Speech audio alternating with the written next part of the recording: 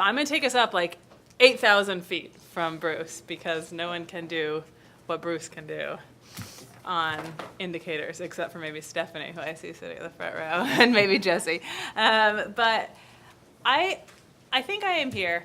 Well, I want to start with actually just, okay, audience, when you hear the phrase school finance data, how many of you feel excited?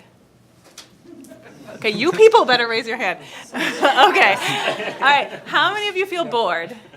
I see at least one brave soul who's willing to admit it, and I know there are more of you. How many of you feel scared? Okay, I see a few hands. All right, so, and I'm going to venture to say that this audience is like the least representative in the entire world of how that question is answered. I think that, and even among us, we saw a lot of hands for bored and scared. One hand for bored, but I bet there's more in your heart of hearts. And so I think what is really, I think the reason one of the reasons I am here, other than I happen to have inherited this amazing funding gaps report at the Education Trust when I came here that I can take no real credit for because it's been going for over a decade now, since before I got to the Education Trust, is that I have, over the last sort of decade or so myself, been involved in helping to translate between the wonks in the room who do the real detailed indicator number crunching and the policymakers and advocates in the world who try to do something with that data. And so it is a hard dance. It's a hard translation game, and I think it's really, really important that we think about that sort of simultaneously as we're thinking about getting the actual indicators right, which I care a lot about. It's also important that we think about how we're talking about the data and because we can't get the indicators right if we're not thinking toward the end game of how they're going to be used. And so just briefly, before I was at the Education Trust, I work with advocates, so state-level advocates mostly around the country who are trying to advocate for things like more progressive funding formulas in their states. But before that, I worked at the U.S. Department of Education, where we did a lot of work on trying to help promote school funding equity from our seat as best we could from the federal level. And I wrote a paper at CAP, so I've done a little bit on the research side. Long ago, I was even at the Urban Institute. So I've done a little on the research side, a little on the policymaking, and a little on the advocacy side. So across those experiences, I've decided I think there are 4 sort of guiding principles that I want to just give examples of each of these about how we talk about school finance indicators and school finance data. None of them will sound surprising, so make it simple, make it tangible, make it meaningful, and make it actionable. I almost rearranged these last night to somehow make it spell smart, but I just couldn't. I just ran out of time, and I couldn't figure out what the R was. Smart. Bostonian saying. Yeah. All right, so simple. I'm going to do what you're not supposed to do as the VP for an organization that puts out a report kind of like this and highlight a different organization's report first.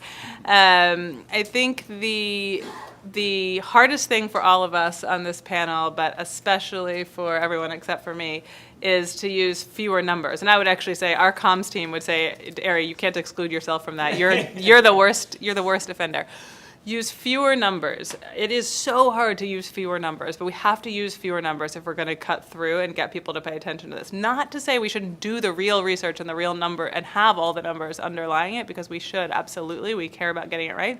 We have to get more disciplined about leading with fewer numbers. So I bet most of you in this room have seen a press headline around EdBill's recent report because they named it one number. It was incredible. It was brilliant. They do great work in general, but that was a real coup, I thought. I thought that was something we should all aspire to, is thinking fewer numbers, really powerful numbers. I would say similarly, track a small number of things. So I think what you guys have done in the paper that we're releasing today, and the book, I think the book also, is this core indicators thing where you're trying to narrow down to track only 3 things: effort, adequacy, and progressivity. I think that's important because we could track 8 million things. He showed you 8 million relationships on those slides. If we can really keep coming back to the 3 things we care about the most, I think that's going to be how we drive action. Okay, tangible. It is hard to understand what dollars mean. It is especially hard to get your head around a big dollar number, like a billions, millions. It's hard to internalize what that means. So taking from our funding gaps report, the last one that came out, I just pulled this quote straight from it. We say, this is our sort of standard bread and butter text of our report. We say that in the United States, school districts serving the largest populations of Black, Latino, or American Indian students receive roughly $1,800 or 13% less per student in state and local funding than those serving the fewest students of color. That may seem like an insignificant amount, but it adds up. For a school district with 5,000 students, which is roughly an average size, median-sized school district, a gap of $1,800 per student means a shortage of $9 million per year. To me, that seemed really compelling, and I was like, great, we've done it, we're done. And then when I started talking to reporters, and when I started talking to my communications team about talking to reporters, it occurred to us what we really needed was this next thing, which was that could pay roughly 150 teachers' salaries, or that could pay roughly.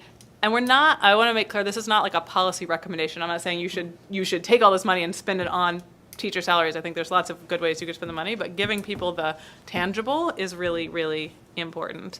All right, meaningful. This one, think about you're a parent in a state, or you're a policymaker, and you see a list of numbers. You see the report that we put out, or the report that Bruce puts out, or even like a report card with the new requirement under ESSA that new school level spending data be published for every school in the country. And you see like, okay, Albert Elementary School, $7,421 per year. Okay, well, like, is that good? Is that bad? Like, is that enough? I don't know.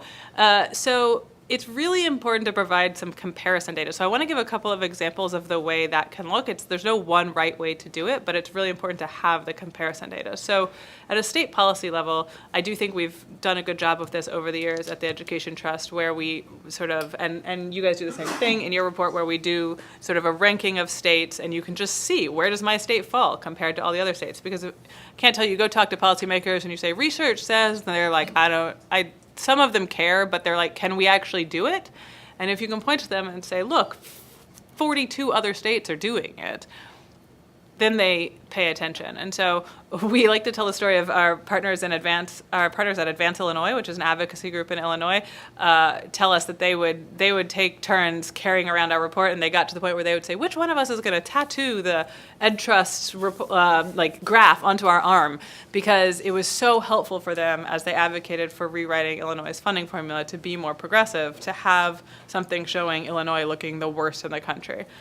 I will say, there's a flip side to this, which is the state on the green side. It can sometimes be very hard to have that conversation for our advocates in those states because nothing's ever good enough.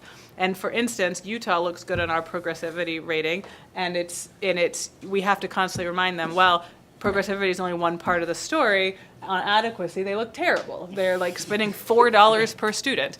And so like, who cares that they've allocated it equitably?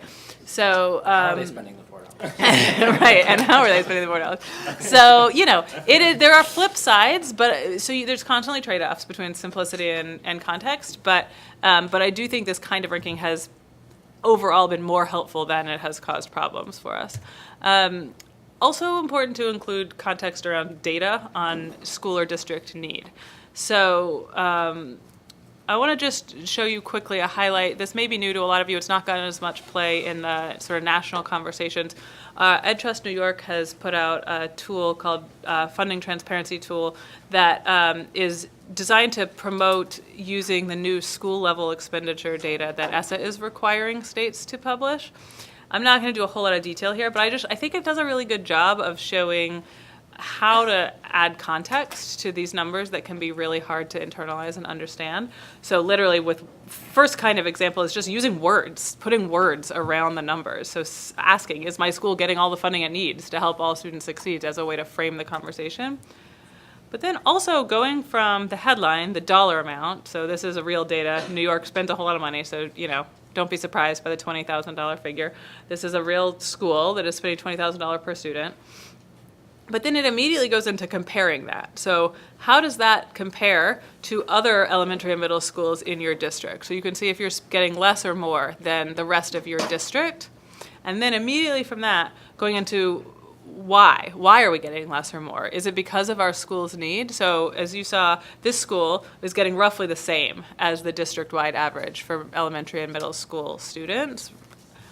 But then the parent or the user can see that this school has more low-income students on average than the district's elementary and middle schools, and about the same number, about the same share of students with disabilities and English learners, and is slightly larger than the average sized school. So when I'm a parent looking at this, I say, wait, so this is an easy question for me to ask. If we're getting about the same dollars, but we have more low-income students, why? Like, why aren't we getting more? And I can go have that conversation with my school superintendent. It's very actionable.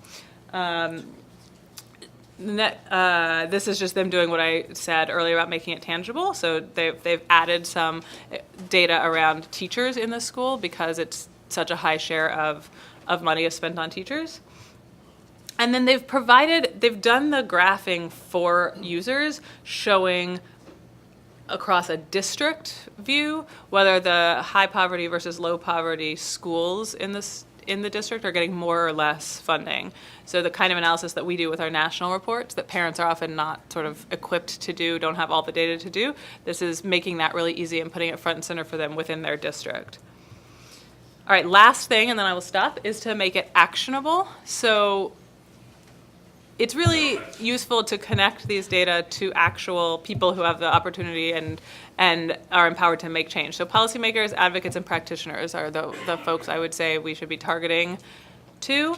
Part of that is around asking the right questions of the data. So we all of our reports across Bruce's and I think Urban's and EdTrust generally look at state and local revenue combined because that's like sort of standard what you do. But we also do a pullout of just analyzing state dollars because frankly, for a lot of state policymakers, that's the easiest thing for them to control. And so here you can see like if you're Michigan, you can see that the state dollars, your state dollars, you're spending no more in your high poverty districts than your low poverty districts. When like most people think of state dollars as designed to make up inequities between local revenue raising abilities, in Michigan that's shameful. Like that's crazy. So our advocate partners right now are out trying to use this to change policy in Michigan. So part of it's about making the data questions that you're answering actionable, and then I'd say part of it is about literally just, especially for advocates, like spelling it out for them. Like in the same place that you provide the data, giving them questions you can ask your school district based on that data and helping them see like what they can do with it and how powerful it is. And then lastly, practitioners. I think a lot of people think that this is a conversation for policymakers, state legislators, school board members sort of only, but there's a lot that state superintendents and district superintendents can do around the margins when you think about allocating resources that are not required by law. And so reminding them that ESSA in particular provides some hooks that they can use if they want to. These are not hooks with enough teeth that they're going to make bad actors do things they don't want to do, but they are action items, action opportunities for practitioners who want to take the right steps here, reminding them that school improvement requirements in ESSA require them to do some resource allocation reviews and that they could use school finance data in doing that and making it meaningful. I think it's a really good opportunity. All right, like all good presenters, I want to just end with one exception to what I just said, which is I said that it should be actionable. I think that sometimes I would say it's worth doing even if the only action you're taking is like changing a narrative, changing a conversation. So my example of that is, what about students of color? We think just inherently at the Education Trust, we think it is always important to ask the question, what about students of color? Even if you don't have an actionable policy recommendation at the ready to pair it with, better if you do have an actual policy recommendation, but sometimes you don't, right? Like in our conversations in school finance world, we tend to only think about like changing school funding formulas and changing weights, and nobody uses weights based on race because one, probably is unconstitutional, and two, it has this weird connotation that like all students of color need more to learn, which obviously they don't. But nonetheless, it's a really important question to ask because it changes the conversation and it recognizes that we are consistently underfunding students of color in a country that has historically and systemically and intentionally done that. So I would say that is one where it is important to ask, even if it's not like fully actionable yet. Okay, that's probably more time than I should have taken.